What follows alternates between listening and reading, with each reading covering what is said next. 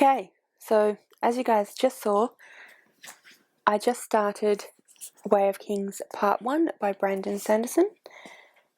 So this is my third Sanderson book and my first of his high fantasy books. I was really nervous to start this because I have heard many amazing things about this book, or these books, and I was nervous that I wouldn't love it as much as other people have loved it and that I would feel a bit let down by that. So I read the first 4 pages and I'm really hooked. I have no idea what's going on, but I definitely want to find out. I can tell that it's going to be epic. So this is my Brandon Sanderson Stormlight Archives reading vlog, or Way of Kings anyway. So yeah, welcome to the vlog. I hope you guys enjoy this as much as I hopefully will.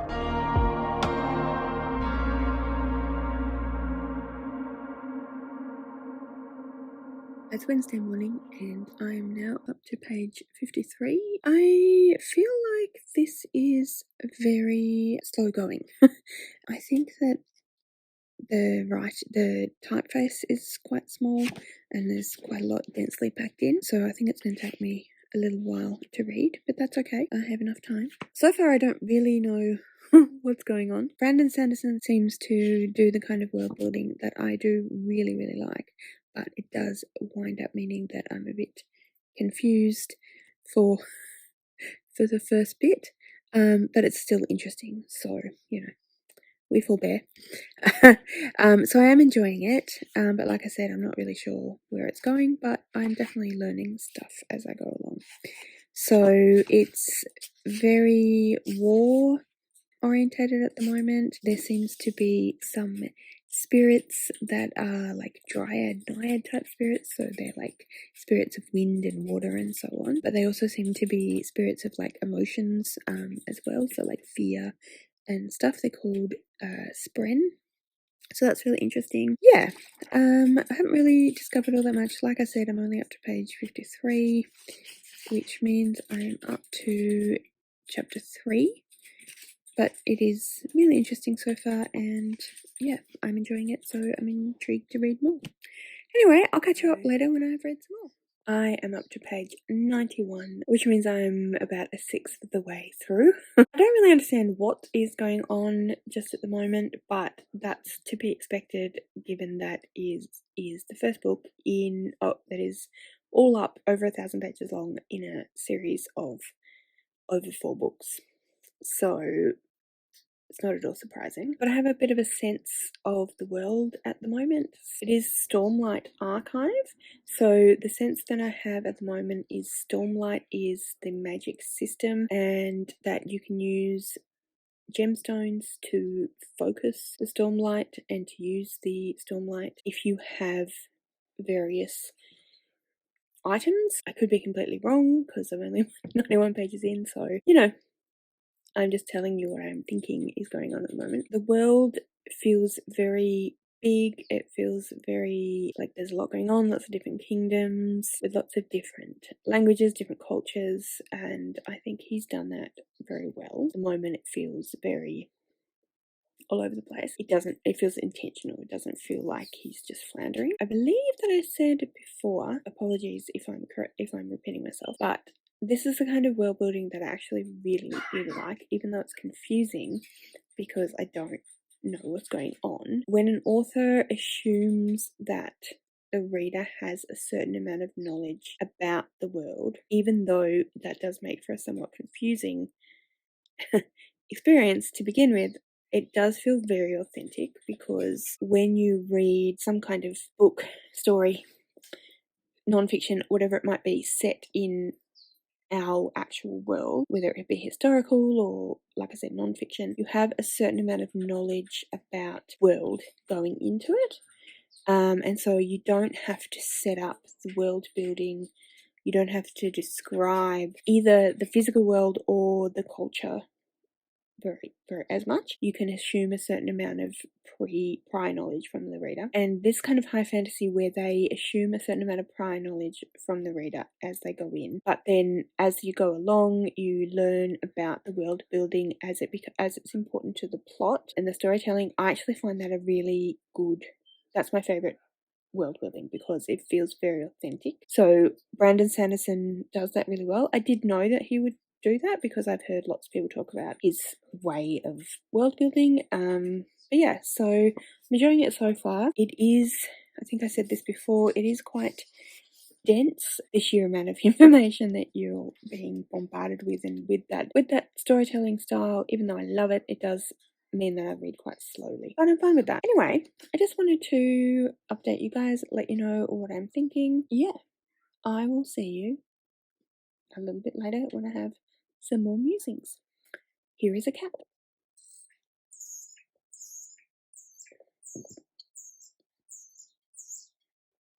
At the beginning of each chapter is a quote, and then with something saying when it's collected seconds before death or minutes before death, and then something about the subject. I find this extremely foreboding, but I still don't really know what it means. I do love the illustrations though. It is Thursday morning, and I'm about to start reading Way of Kings. So, reading some more of.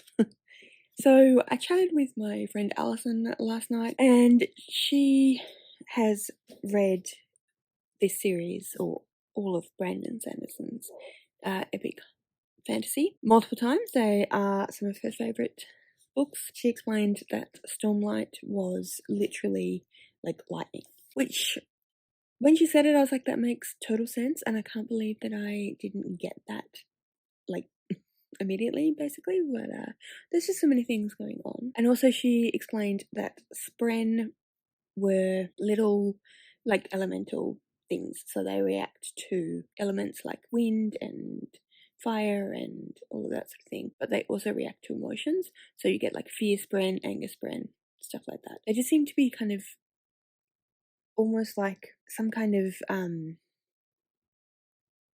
what am I trying to say?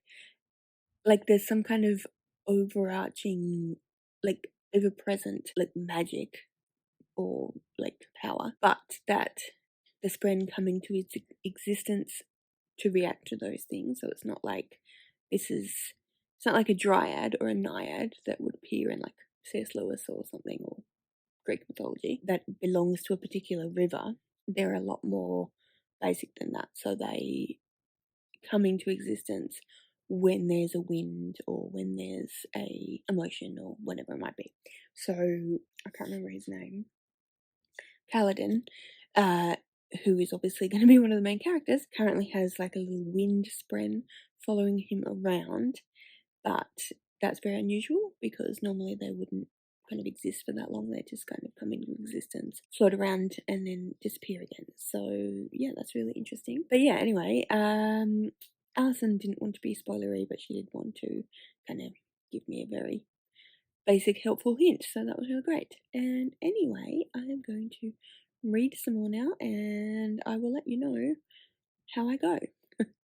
I just read an absolutely beautiful description of drawing. Yeah, it was lovely, so I thought I'd tell you that. I also learned a little bit more about Spren, which is basically because she talked about creation Spren, and it says, like other Spren, they were all said to always be around, but usually invisible.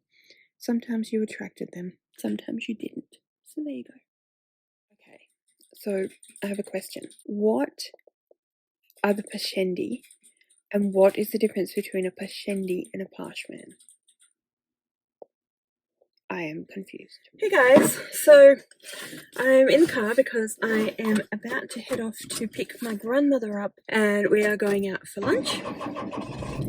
So I thought that whilst I was driving off to get her, I would chat with you about how I'm going with The Way of Kings. So I am enjoying it.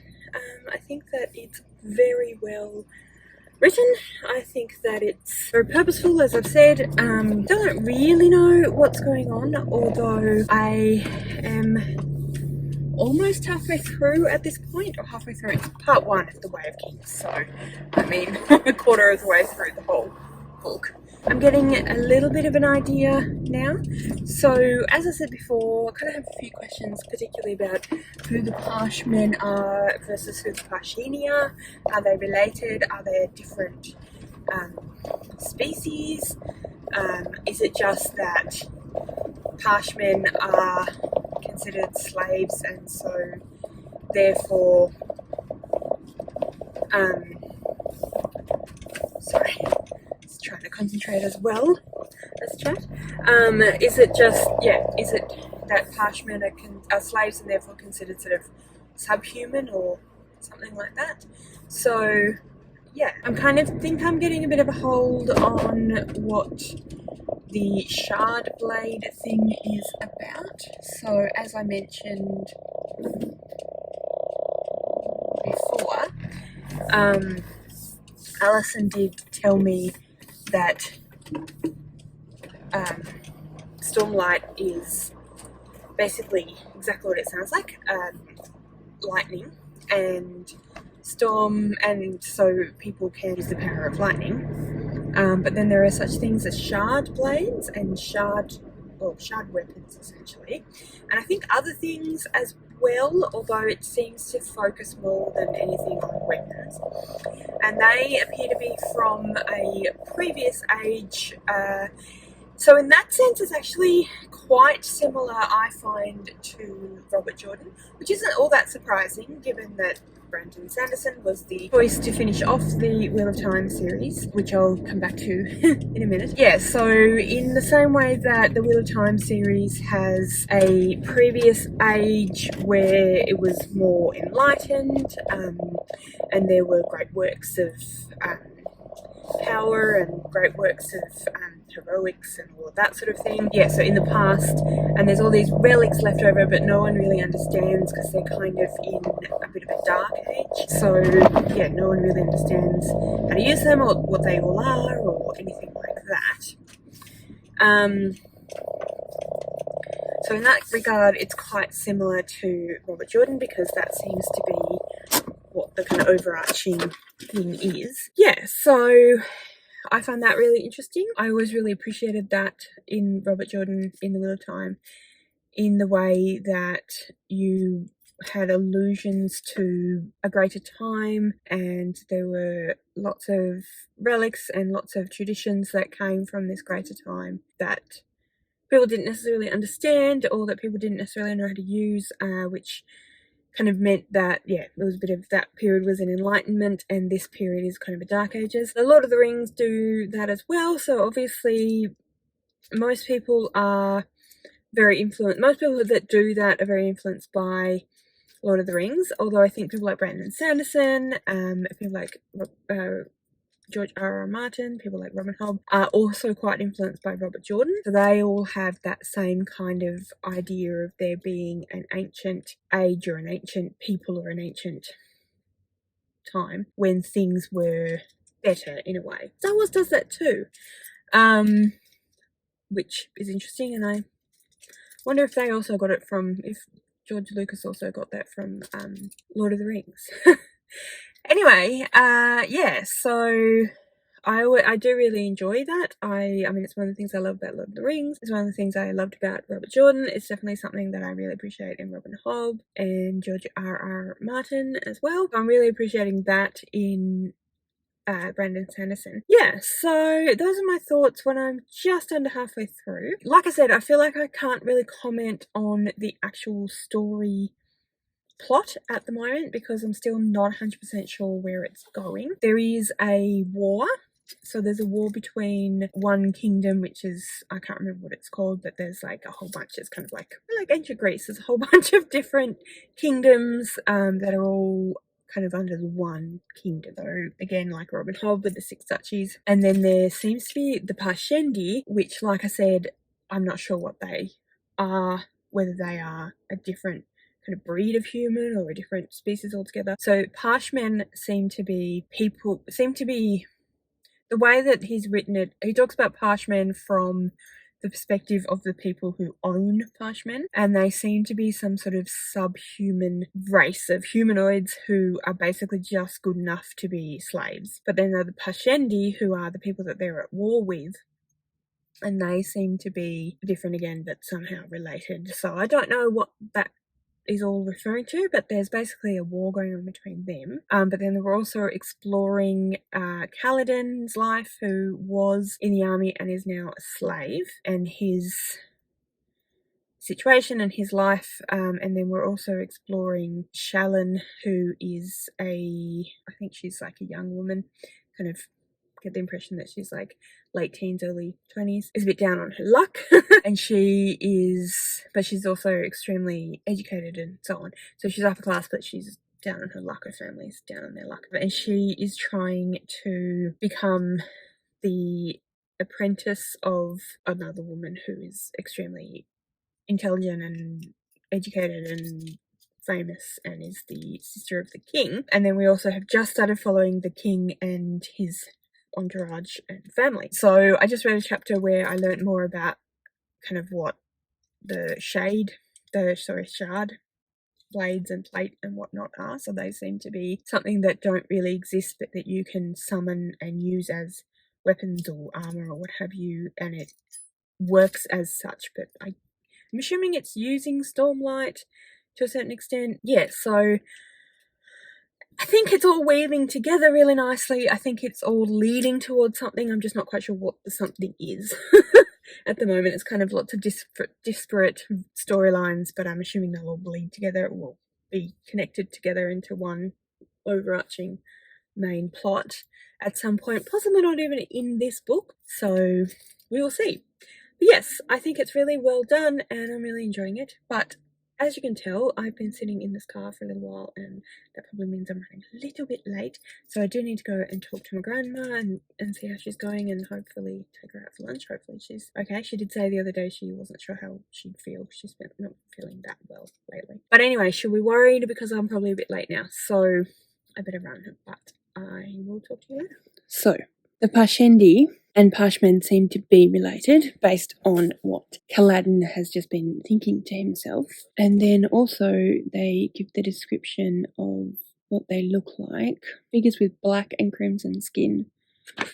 And then it says, he saw their marbled skin, strange reddish or orange helms, and simple brown clothing. So that's interesting. Yeah, it's just interesting because it's not something I've come across in books before. The mottled skin kind of concept, so I find that interesting. But yeah, I don't quite understand what that is supposed to mean. Are they another species? So I find that strange and interesting. Yeah. I really like Kaladin's character. I think that he's really trying to be a better person. Even though he's got a pretty not great lot in life at the minute. Starting to get to pick up a bit. I still don't really know what's going on, but kind of expect that at this point. So we will see. We will continue and we will see. But yeah, it's really good writing, so that's a big bonus. This is what I think is the story with shard blades and plate and all of those things. It seems like they are, even though they're insubstantial and something that gets conjured from magic, they are still kind of things that have to be owned by someone. So it's not like you have power, you have to have it. You have to have the thing, the item, but then you conjure you must have so apparently I don't really have a theory about that at all. So they talk about light eyes and dark eyes quite a lot. What I'm getting is that light eyes might be kind of more the descendants of whatever was the previous generation, previous age of peoples who created all of the artifacts and were, in a more enlightened age. That's the impression I get. And then the light eyes are the ones that mostly wield the plate, the shard plate and the shard swords and what have you, because that is also connected as part of the power of the previous whatever empire or whatever. That's what my theory is at the moment, but as you can tell, it's not a particularly well thought out theory. It is Sunday morning and I have about 250 pages left to read of part 1. So really, I haven't got that far. But it's starting to come together a little bit. The kingdom that this book takes place in was a series of different princedoms until the king united them. But then at the beginning of this book, the king was assassinated. It's then like 6 years later, and the armies have been at war against the Parshendi who assassinated the king to enact vengeance. So we've come in after 6 years and they're really just fighting skirmishes over wealth rather than actually to get vengeance. And then we have a character called Dalinar, who is the uncle of the current king, and he's concerned that the king is not actually doing a vengeance pact and that they need to go back to the center of the kingdom because the previous king got all of the princedoms together into one kingdom, and that he's worried that this is now fracturing because the center of government is another city that's very far away from where the war is being fought, but that the king is where the war is. That's his main concern, and he wants to fix that. But there's a lot of political machinations, intrigue, and stuff like that, as you would imagine from a big kingdom with there used to be lots of different princedoms. At the same time, there are a bunch of different people outside of these kingdoms who, including the Parshendi, who they're at war with, and they are obviously trying to have their own political things and also make use of old technology and old power. Yeah, so that's really, really interesting. And I don't know where that's going to go, but I think that would be a big part of this. The king is extremely paranoid and not really a very good leader, and so the people around him who are good at political maneuverings are kind of doing stuff around him, and that's not necessarily good for the kingdom. So that's interesting. That's well written as well. So we're learning more about Dalinar at the moment. Now Dalinar had a vision a few pages ago, a couple of chapters ago, when the high storms come, and that's when Dalinar has these visions, but they're more than just visions because it's almost like he's living someone else's life.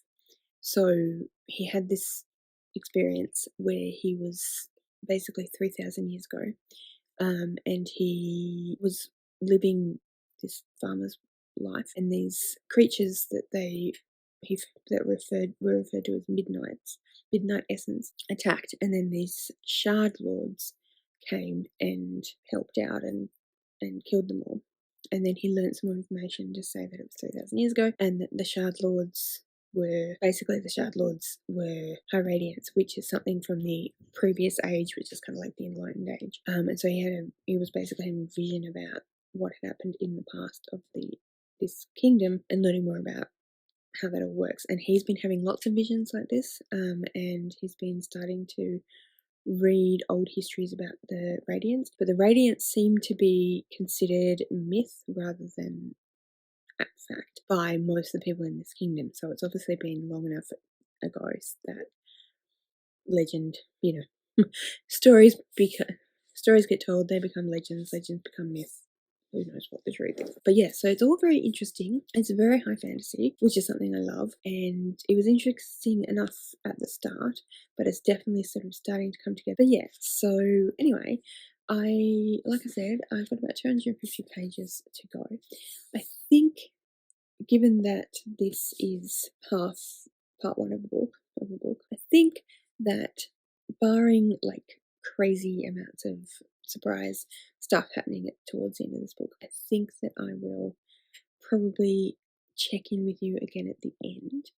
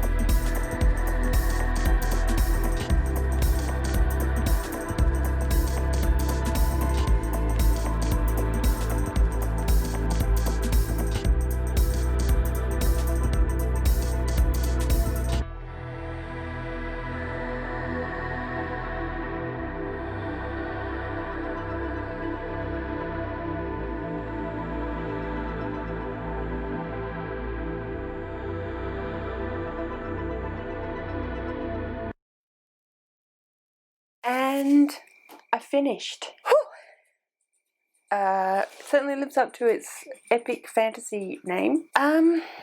So the last section, the last chapter that I read, kind of wound up in a philosophical discussion that essentially was about whether it is okay to take it upon yourself to kill people who you know have been killing other people without having the law take control of that. So essentially this scholar, philosopher, woman put herself into deliberate danger and was preyed upon by a group of thugs and thieves and probably murderers and rapists so that she could exact vengeance because the City Watch weren't doing anything about it. And she did it at such a point in time when her ward, Shalyn, was talking about philosophy and wanting, and she said, well, here's a practical lesson in philosophy. And Shalyn freaked out because she had deliberately put herself in that position to be preyed upon. So it kind of turned into an argument about victim blaming and, you know, the argument about whether women put themselves into positions where they are going to be preyed upon and whether it's in fact their fault that that happens, which I was not expecting to happen at the very end of the book. So I feel like I'm a little bit in shock. And then he didn't end up saying one way or the other what he thought as the author, because he left it as, up in the air about both people had an argument to be made and you didn't get any kind of idea of what side of things the narrator was on, which makes sense because it's third person. Yeah, so feeling a little bit like I got walloped at the end there. But before that, Kaladin was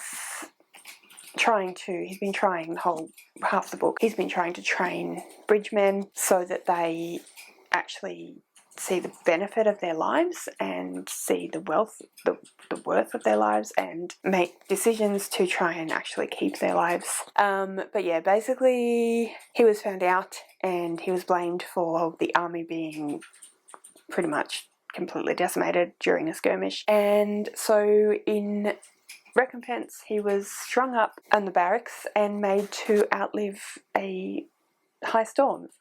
Now, the high storms have completely wreaked havoc on the landscape. They are the reason why there are crustaceans, giant crustaceans, the size of cattle and even bigger, which is the chasm fiends. They're the stormlight, that's where the power comes from, and it was not expected by anyone, including himself, that he would survive this experience, but he did, which was kind of insane. But one of the very curious things happened, and that is that his spheres, which are gemstones input into metal, which is their current, and the gemstones are infused by stormlight, and so then lit, and they can become dim, and then you can go out into the storm and basically get stormlight to reawaken them. And these spheres have been going dark just by being in his pocket. It did seem rather coincidental, but he was clutching one during the storm, and he should have had a completely newly, amazingly glowing sphere by the end of it, but it was still done. So that is very curious and very much makes me wonder about the nature of stormlight itself and what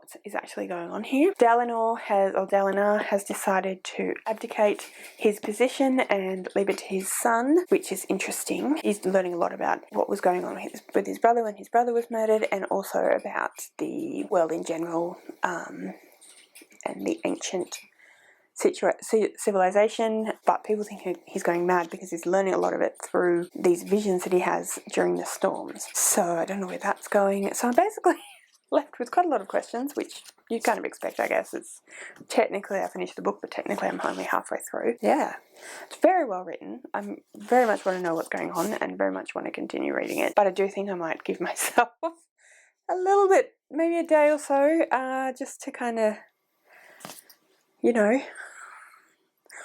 a bit of break. This is quite intense. So anyway, I'm going to end the vlog here. I'm hoping to put it up today, and then I will vlog reading part 2, and I will put that up whenever I'm finished that as well. That's it from me for this vlog, so thank you so much for watching. If you have any thoughts on this book, on some of my thoughts, please don't spoil, but if you've got anything you'd like to add to some of my suppositions, that'd be fantastic. And yeah, if you got this far and you let me know you were here, then leave me a brain explodey emoji. Anyway guys, like I said, thank you so much for watching. I really hope you enjoyed this video, and I will see you next time.